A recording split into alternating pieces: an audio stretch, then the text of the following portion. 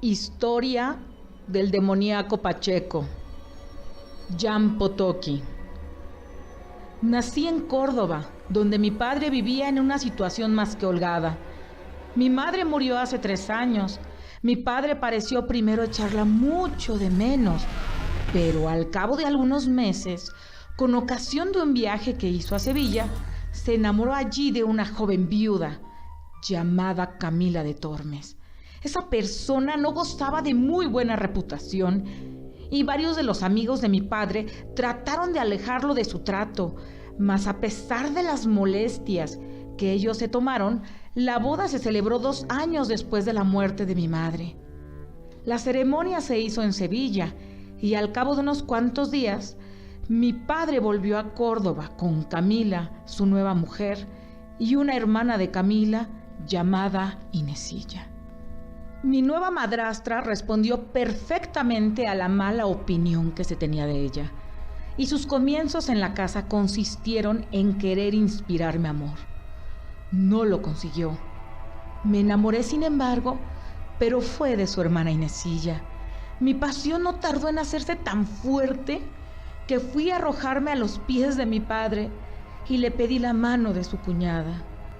Mi padre me hizo levantar bondadosamente y me dijo: «Hijo mío, te prohíbo pensar en esa boda. Te lo prohíbo por 3 razones. Primera, pecaría contra la gravedad el que te convirtieras, en cierto modo, en cuñado de tu padre.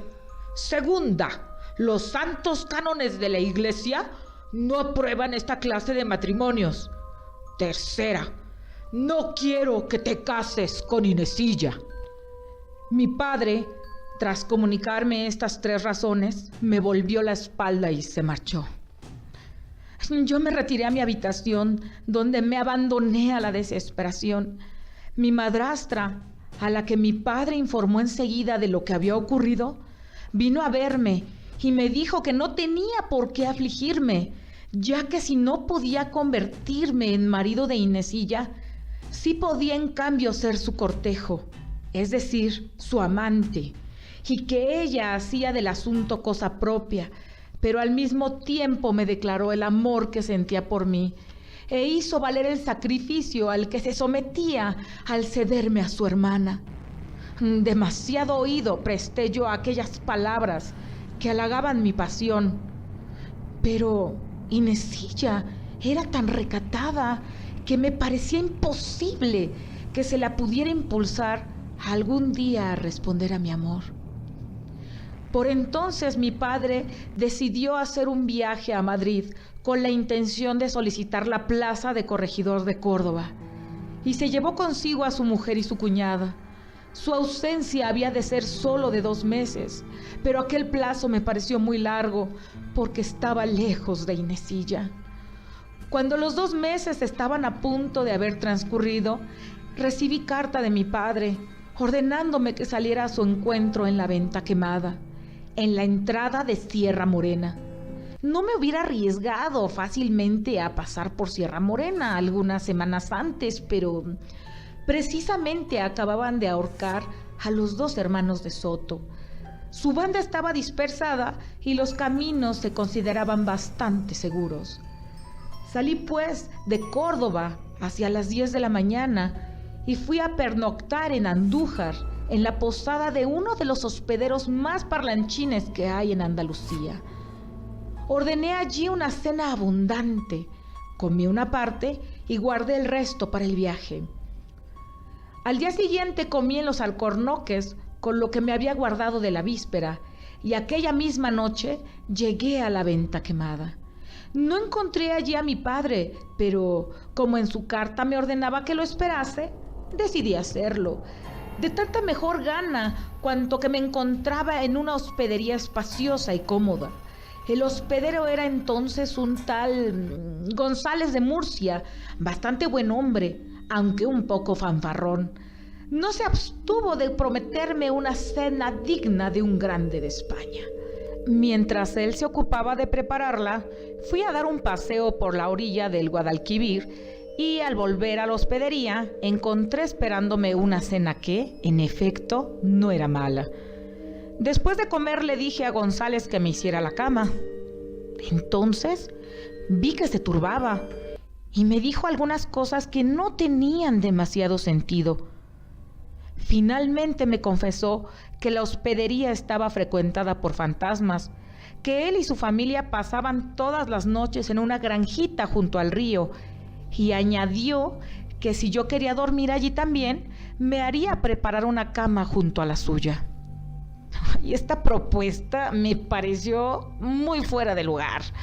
Le dije que se fuera a dormir donde quisiera y que lo único que tenía que hacer era mandarme a mi gente. González me obedeció y se retiró, meneando la cabeza y encogiéndose de hombros. Mis criados llegaron al poco rato. También ellos habían oído hablar de fantasmas y quisieron convencerme de pasar la noche en la granja. Ay, acogí sus consejos con cierta brutalidad y les ordené que me prepararan la cama en la misma habitación donde había cenado. Me obedecieron, aunque a regañadientes, y cuando la cama estuvo hecha, me conjuraron una vez más, con lágrimas en los ojos, para que fuera a dormir a la granja. Ay, me impacienté seriamente con sus invocaciones y me permití ciertas demostraciones que los pusieron en fuga. Y como no tenía la costumbre de hacerme desvestir por mi gente, prescindí fácilmente de ellos para acostarme. A todo eso, mis criados habían sido más atentos de lo que yo merecía por mis modales con ellos. Habían dejado junto a mi cama una vela encendida, otra de recambio, 2 pistolas y unos cuantos volúmenes cuya lectura podía mantenerme despierto. Pero lo cierto es que había perdido el sueño. Pasé un par de horas leyendo y revolviéndome en la cama alternativamente. Luego oía el sonido de una campana o un reloj que daba las 12 de la medianoche. Aquello me sorprendió, ya que no había oído sonar las demás horas. Al poco rato se abrió la puerta y vi entrar a mi madrastra. Iba en camisón de noche y llevaba en la mano un candelero. Se me acercó de puntillas y con un dedo en los labios, como imponiéndome silencio. Luego colocó su candelero en mi mesilla de noche, se sentó en mi cama, me tomó la mano y me habló en estos términos. Mi querido Pacheco, he aquí el momento en que puedo proporcionarte los placeres que te tengo prometidos. Hace 1 hora que hemos llegado a esta taberna.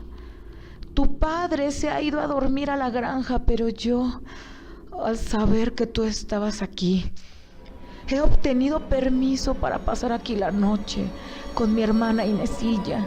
Ella te espera y está dispuesta a no negarte nada. Pero he de comunicarte las condiciones que he puesto para tu felicidad.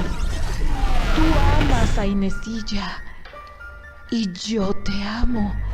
Y no puede ser que de los 3, 2 sean felices a expensas del tercero. Quiero que una sola cama nos sirva a todos esta noche. Ven. Mi madrastra no me dejó tiempo de contestarle. Me tomó de la mano y me condujo de corredor en corredor hasta que llegamos ante una puerta, por el ojo de cuya cerradura se puso a mirar. Cuando hubo mirado lo suficiente, me dijo: todo marcha bien, ve tú mismo. Ocupé su puesto en la cerradura y vi efectivamente a la encantadora Inesilla en la cama, pero qué lejos estaba del recato que siempre le había visto. La expresión de sus ojos, su respiración agitada, la animación de su tez, su actitud, todo en ella dejaba ver que esperaba a un amante.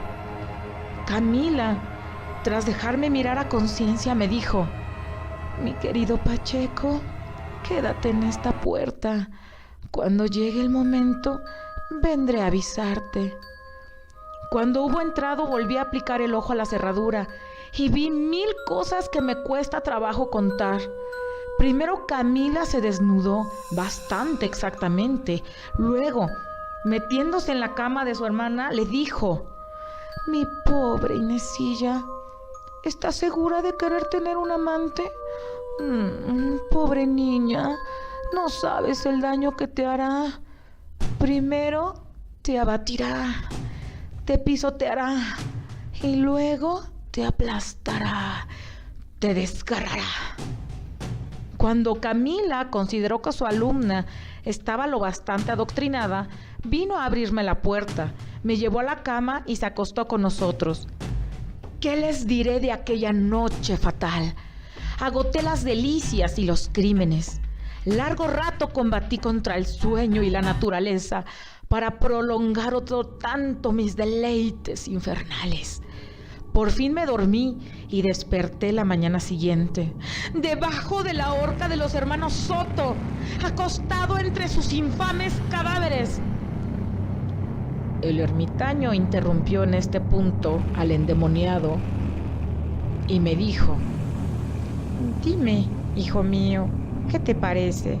Supongo que te hubiera dado un miedo terrible encontrarte acostado entre dos cadáveres». «Padre», le respondí, «me ofende.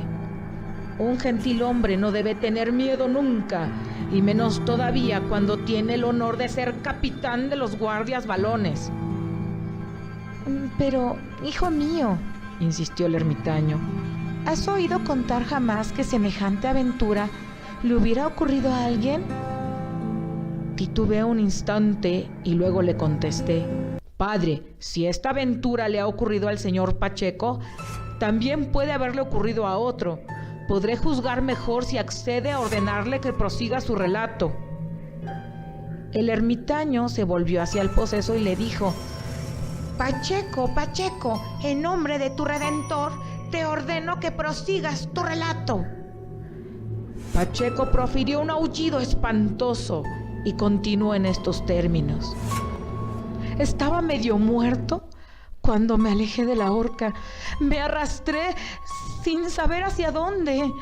Finalmente encontré a unos viajeros que se apiadaron de mí y me llevaron de nuevo a la venta quemada. Encontré al tabernero y a mi gente muy inquietos por mí.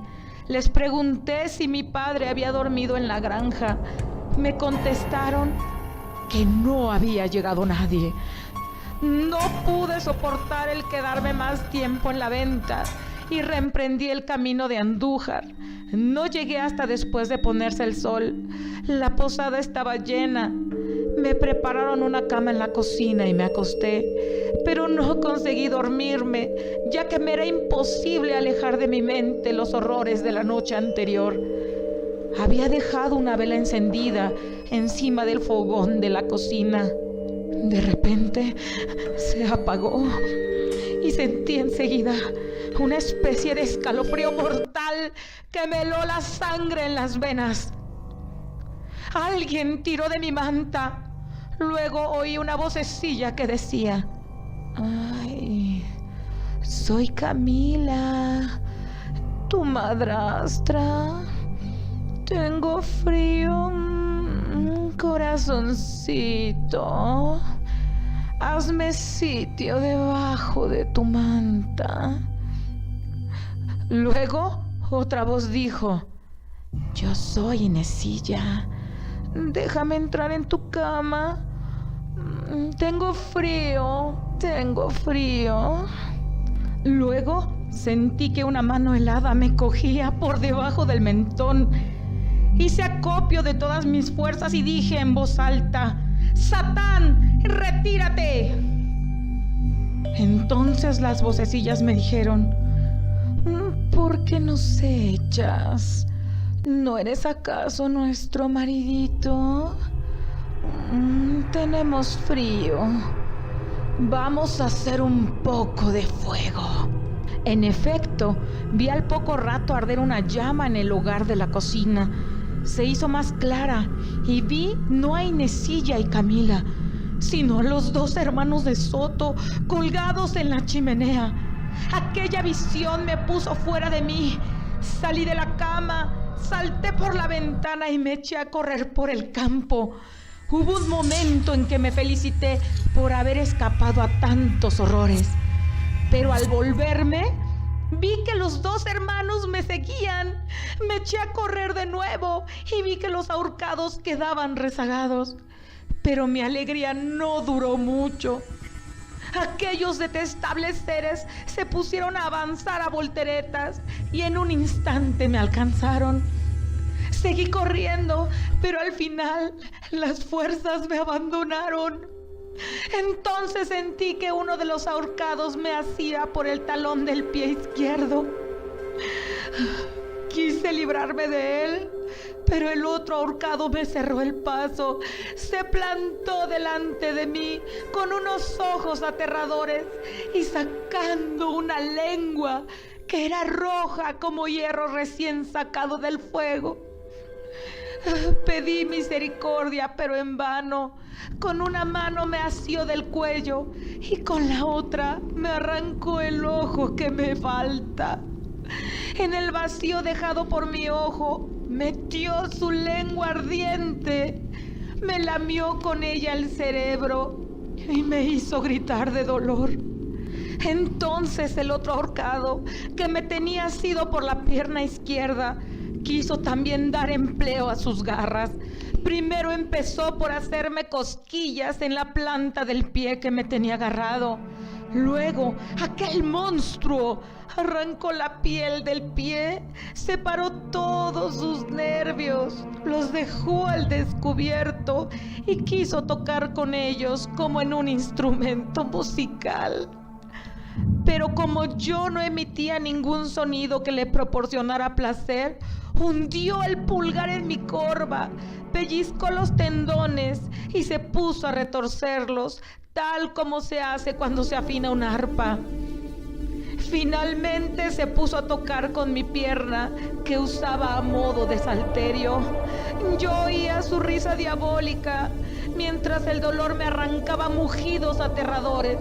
Los aullidos del infierno le hacían coro. Pero cuando llegué hasta oír el rechinar de dientes de los condenados, me pareció que todas y cada una de mis fibras quedaban trituradas por sus dientes. Por fin perdí el conocimiento. Al día siguiente, unos pastores me encontraron en pleno campo y me trajeron a esta ermita. Aquí he confesado mis pecados y he encontrado al pie de la cruz algún alivio a mis males. En este punto el demoníaco profirió un aullido espantoso y se cayó. Entonces el ermitaño tomó la palabra y me dijo: joven, ya ves cuál es el poder de Satán. Reza y llora, pero es tarde. Debemos separarnos. No te propongo que duermas en mi celda, porque Pacheco suelta durante la noche unos gritos que podrían incomodarte. Ve a acostarte en la capilla. Allí estarás bajo la protección de la cruz que triunfa de los demonios. Contesté al ermitaño que me acostaría donde me dijera. Llevamos a la capilla un pequeño catre de tijera. Me acosté en él y el ermitaño me deseó las buenas noches. Cuando me quedé solo, me volvió a la mente el relato de Pacheco. Encontraba en él mucha coincidencia con mis propias aventuras y seguía pensando en ello cuando oí las campanadas de medianoche. No sabía si era el ermitaño el que las daba o si era una vez más asunto de fantasmas. Entonces oí rascar en mi puerta. Fui hacia allí y pregunté: ¿quién anda ahí? Una vocecilla me respondió: tenemos frío, ábrenos, somos tus mujercitas. ¡Oh, claro! ¡Malditos ahorcados!, les contesté. ¡Vuelvan a su horca y déjenme dormir! Entonces la vocecilla me dijo: te burlas de nosotros porque estás en una capilla, pero a ver si te atreves a salir. ¡Allá voy!, les repuse acto seguido. Fui por mi espada y traté de salir, pero me encontré con que la puerta estaba cerrada. Así se lo dije a los fantasmas, que no me contestaron. Fui a acostarme y dormí hasta el siguiente día.